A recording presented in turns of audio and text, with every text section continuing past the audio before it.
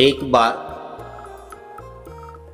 किसी गांव में एक किसान अपने छोटे से परिवार के साथ और थोड़ी सी ज़मीन में खेती बाड़ी करके बड़ा ही प्रसन्न रहता था। थोड़ी सी ज़मीन, छोटा सा परिवार, सुखी घर गृहस्थी,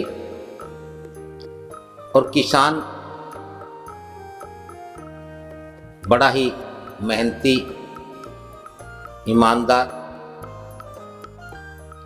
और आध्यात्मिक स्वभाव का। उसकी मनसा यही रहती कि किसी से कुछ मांगना ना पड़े, संभव हो सके तो किसी को दे दिया जाए, किसी से मांगा ना जाए, किसी से लिया ना जाए।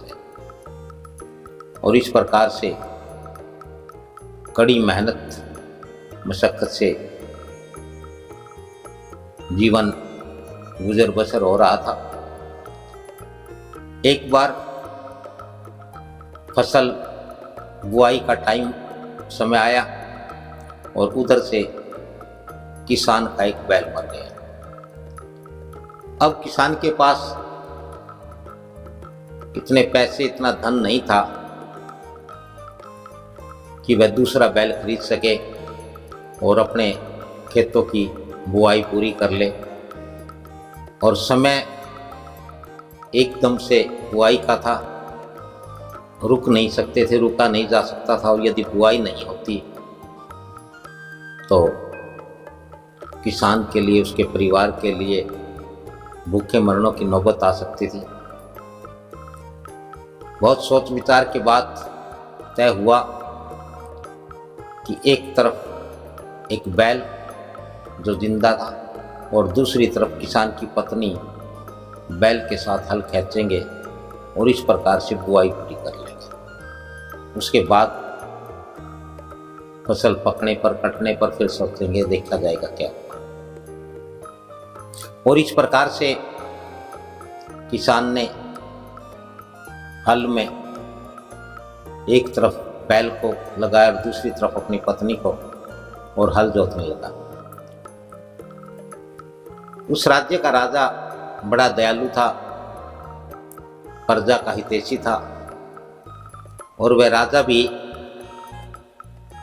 घूम घूम करके लोगों के दुख दर्द पता करता और जितना संभव होता वह हर एक की सहायता करता, मदद करता था।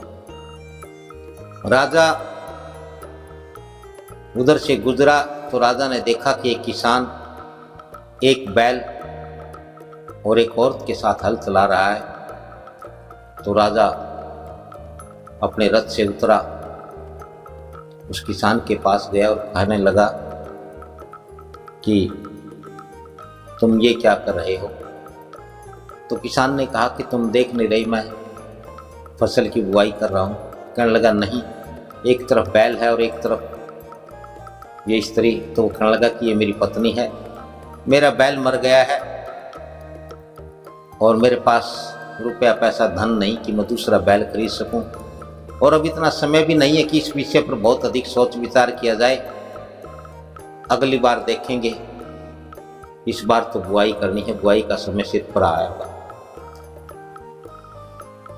तो वह राजा कहने लगा कि तुम ऐसा करो, तुम मेरा एक बैल ले लो और तुम ये करो। तो किसान ने कहा कि भाई मेरे पास इतना समय नहीं है, बुआई बहुत अधिक है, समय निकला जा रहा है और आप हमें काम करने दो। तो राजा ने कहा कि मैं राजा हूं और मैं चाहता हूं कि तुम्हारे खेत की बुआई ठीक से हो, मेरी प्रजा को कोई दुख, कोई तकलीफ ना हो। किसान ने देखा कि राजा का बैल बहुत ताकतवर था, बड़ा हष्ट-पुष्ट था, तो कहने लगा कि ऐसा कैसे संभव होगा, तुम्हारा बैल तो बहुत हष्ट-पुष्ट शक्तिशाली ताकतवर है और मेरा बैल कमज़ोर है, इनकी तो जोड़ी मेल नहीं खाती, ऐसे में तो तुम्हारा बैल मेरे बैल को तो भगा भगा करके या खींच के ही मार देगा। इससे बेहतर यही है कि हम अपने ढंग से अपना काम करें। तब राजा ने कहा कि तुम अपनी स्त्री को मेरे घर भेज दो और ये वहां जाकर के बैल ले आई। किसान कहने लगा कि मेरे पास इतना समय नहीं है। और किसान की पत्नी कहने लगी कि राजन, मैं तुम्हारे घर जाऊंगी, न जाने तुम्हारी पत्नी, तुम्हारी रानी मुझे बैल दे या ना दे, और इससे बहुत समय खराब हो जाएगा, तब तक हम अपनी बुआई करेंगे। तो राजा ने देखा कि किसान बड़ा स्वाभिमानी है, बड़ा मेहनती और ईमानदार भी है, और उसकी मेहनत और ईमानदारी से राजा बड़ा कायल हुआ और कहने लगा कि ठीक है, ऐसा करते हैं, तुम अपनी पत्नी को मेरे घर भेजो और मैं तुम्हें वचन देता हूं कि मेरी पत्नी तुम्हें बैल देने से मना नहीं करेगी। तब तक तुम्हारी पत्नी के स्थान पर मैं तुम्हारे बैल के साथ यह हल चलाता हूं, हल खींचता हूं। इस पर किसान राजी हो गया और किसान की स्त्री राजा के महल में जाती है। तब तक राजा किसान के बैल के साथ हल चलाता है। किसान की पत्नी महारानी से जाकर के कहती कि तुम्हारा पति हमारे खेत में है और उसने मुझे एक बैल लाने के लिए भेजा है। तो रानी बड़ी खुश हुई, बड़ी प्रसन्न हुई कि चलो किसी की सहायता, किसी का अवसर करने का हमें अवसर मिल रहा है। तो उसने कहा कि बहन,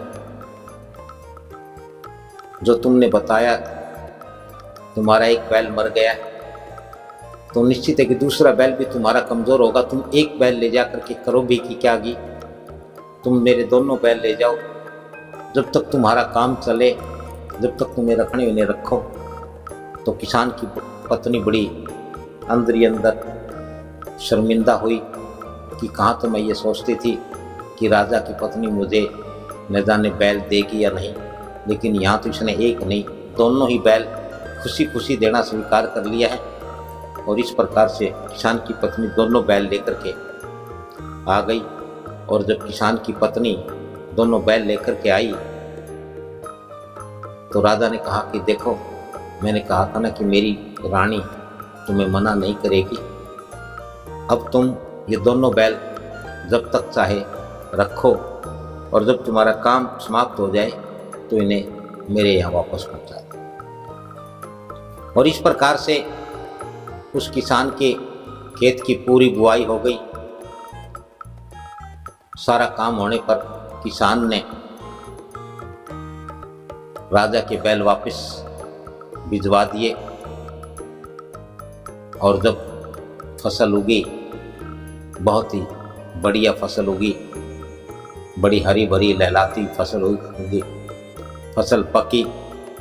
और जब फसल पकी तो फसल पकने के वक्त क्या देखते हैं कि जितनी दूर में राजा ने बैल के साथ हल चलाया और राजा का पसीना जहाँ जहाँ गिरा, वहाँ की फसल में अनाज के स्थान पर मोती पैदा हुए, मोती उगे।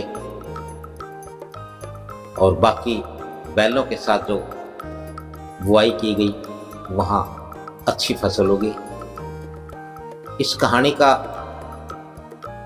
इस सत्य कथा का यह सार है कि जो सच्ची मेहनत, कड़ी मेहनत, ईमानदारी से और कर्तव्य परायणता से जो की जाए तो निश्चित है उसका फल मोती के रूप में ही प्राप्त होता है।